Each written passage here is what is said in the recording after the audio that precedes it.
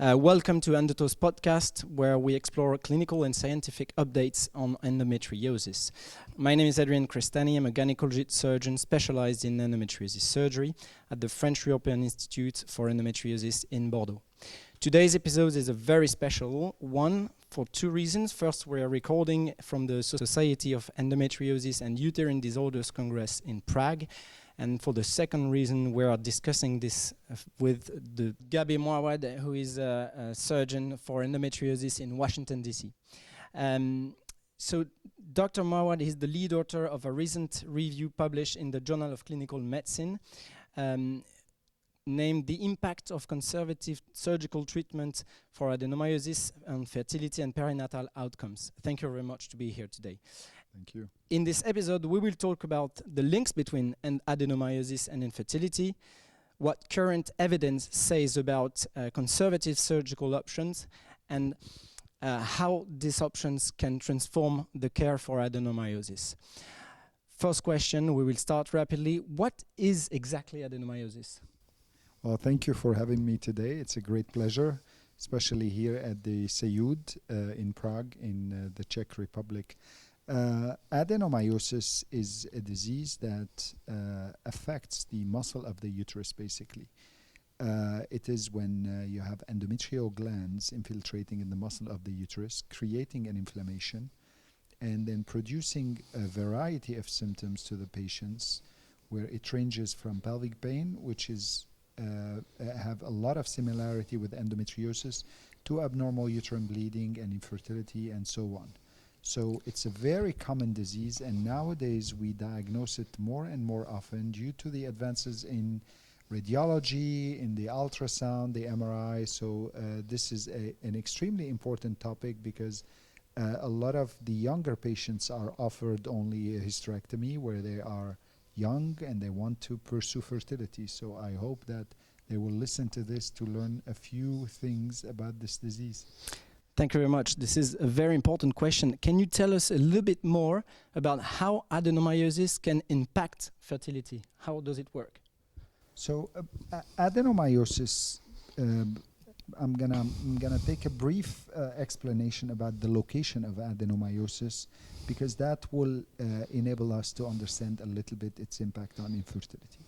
There are multiple classification of adenomyosis. Usually it's either focal, which means affects only a small part of the uterus, or diffuse, affects the whole uterus, or it could be in a form of adenomyoma, very similar to the fibroid, but it's not a fibroid, it's adenomyosis.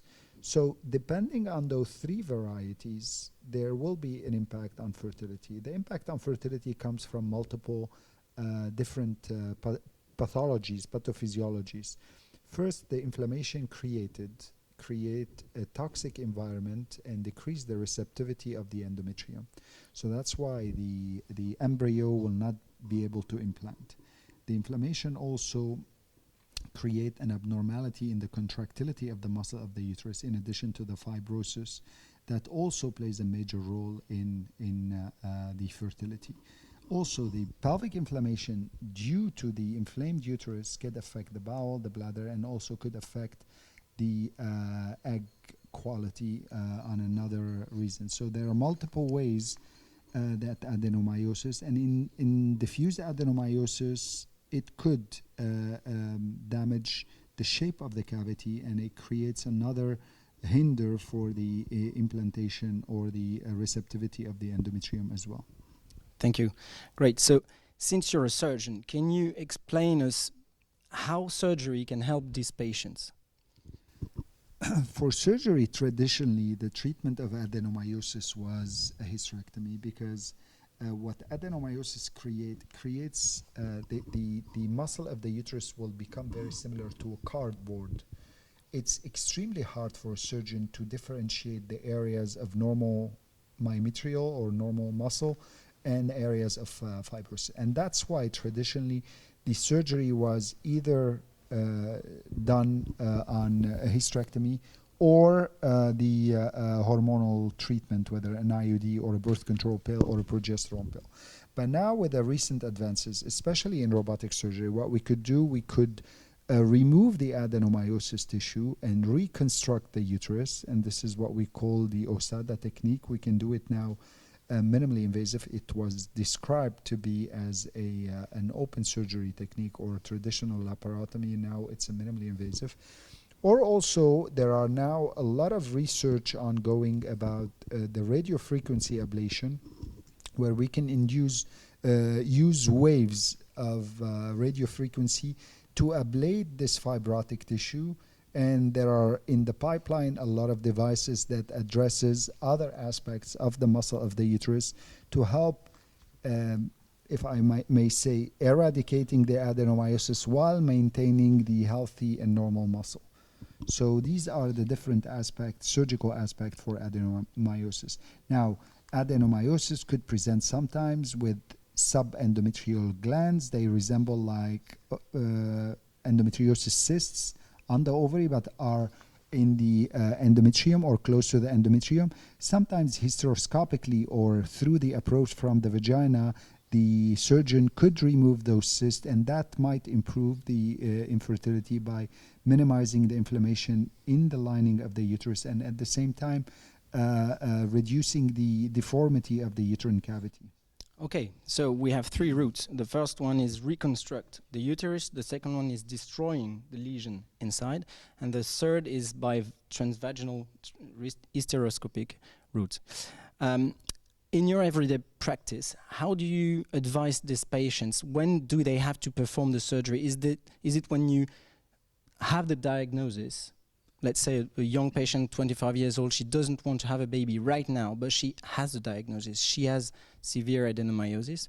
Is it better to do the surgery now or when she will want to have a baby? This is an excellent question because this is what we face all the time. Nowadays that the adenomyosis is diagnosed by MRI and sometimes patients don't have any symptoms. We don't know specifically the impact of adenomyosis on fertility. We don't know that group of patients or subset of patients that have a direct link between adenomyosis and infertility. Granted, 40 to 50% of patients with adenomyosis have also endometriosis. So now we have an ambiguous picture that will cloud the whole picture. What I would say, we can offer, because those surgeries at the end of the day are, major surgeries on the muscle of the uterus, and we take a lot of risk. And even though in the studies it was shown to increase the fertility rate between 30 and 50%, but what we want to keep those surgeries as a last resort before we exclude any other cause of infertility and link the infertility precisely to adenomyosis only that was not overcome by assisted reproductive. So patients need to try, if they want to get pregnant, need to try IVF, which is the less invasive fertility option. Now, at the end of the day, if this is the only reason, you cannot do the surgery just when you want to be pregnant. Surgery, after those surgery, we tell the patient to rest the uterus and the muscle of the uterus for it to heal for at least 6 months, because we when we do the surgery, we just take a major portion of the uterus and we have to reconstruct it in different ways, multiple flaps to reconstruct the strengths of the muscle.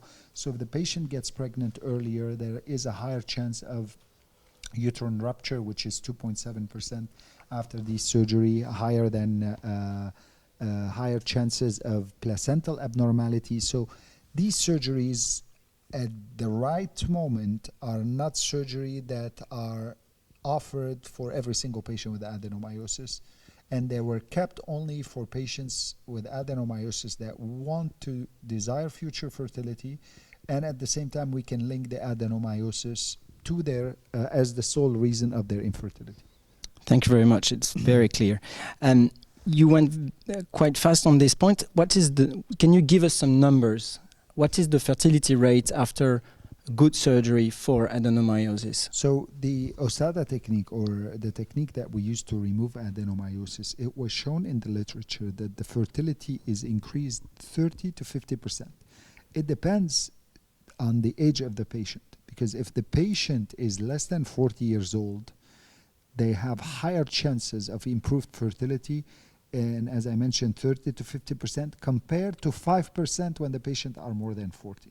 Because whenever we have a patient more than 40, there are a lot of also other confounding variables that will happen that could not improve their fertility as much as the younger patients. So this was a clear cut in most of the study, showed the number 40, is the age beyond which the success rate decreases significantly. And what are the risks of these surgeries? What is the risk after the surgery? No, these surgeries, first of all, these surgeries should be done by expert surgeons, because these are very strategically complicated surgery and technically complicated surgery. It's not like, I know how to do it technically, I can do it, because there are a lot of complexity that goes in the planning of the surgery, in the mapping of the disease, on how much we need to remove, how much we need to keep from the uterus, and how do we reconstruct the uterus in a safe way where we can get the patients to have a successful pregnancy. Those surgery are at risk for bleeding. That's why we utilize various techniques to minimize the bleeding, like clamping the major arteries of the uterus. And then these surgery are at risk for not a lot of complication if the surgery is performed successfully, but the long-term complication are big. The uterine rupture, we talked about it, it's 2.7%. The chances of rupturing the uterus if the patient got pregnant or during labor. These patients need to deliver by C-section. These patients need to deliver as soon as the maturity of the baby, late, early term or late preterm, between 36 and 37. There should be a high-risk pregnancy doctor involved in their pregnancy. These patients have a higher tendency of having placental abnormality. Usually they have more placental, low placenta, because when we reconstruct the uterus, we change the blood flow to the muscle of the uterus, and the placenta goes to areas where there is more blood. So most of the time the placenta is implanted low, or what we call it placenta previa, or the placenta can penetrate the muscle of the uterus, what we call it placenta accreta or percreta. So it's not without risk, and that's why the surgery needs to be done by an expert surgeon. The patient needs to have a multidisciplinary team between the surgeon and the fertility specialist and the high-risk pregnancy if they got pregnant, and then the labor and delivery, because C-section sometimes could be challenging for these patients. So that's why a center that does those surgery is the preferred center to take care in a multidisciplinary way for those patients. And those patients have to go directly to ART after the 6 months after the surgery, or can they have like 6 months of spontaneous No, pregnancy? they can attempt. Unfortunately, most of the patients with adenomyosis are not the youngest patients, because we can assisted fertility can overcome with a good quality of egg. They can get them pregnant before they arrive to the surgeon.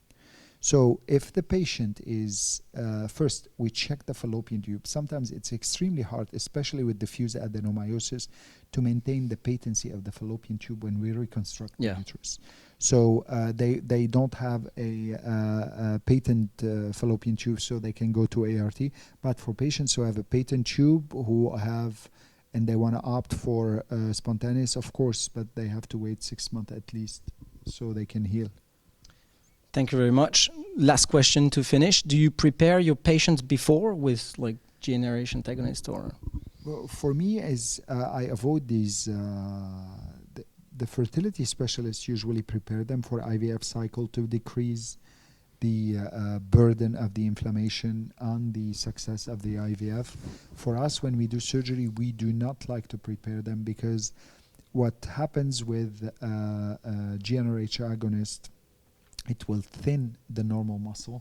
Surgery will become extremely complex because we cannot preserve a lot of muscle. It will decrease the blood flow. We don't visualize the differences between the adenomyotic tissue and the normal muscle of the uterus, and at the same time it will make the muscle of a consistency that is very hard to deal with, very fragile, very thin. It's like postmenopause. Patient with postmenopause, you see their uterus, how it's small, thin, and you cannot do it. So that's why I avoid what we do to minimize the blood loss during the surgery, because most of the premises of preparing the patient with GnRH was to decrease the size or minimize the blood loss. Nowadays, with the advanced training, we can do larger uterus with no problem. And at the same time, we utilize various surgical techniques to minimize the blood loss during surgery, like ligating the artery, like using vasopressin or adrenaline in the muscle of the uterus prior, like putting a tourniquet around the uterus, like giving tranexamic acid before the surgery, IV. So there are a lot of various ways to minimize the blood loss. That's why I don't think the value of doing a preoperative GnRH preparation is any more valid for us. Thank you very much for this opportunity, this great opportunity for our podcast, Endotalks. Please follow us, and thank you very much, Gaby. Thank you for having me.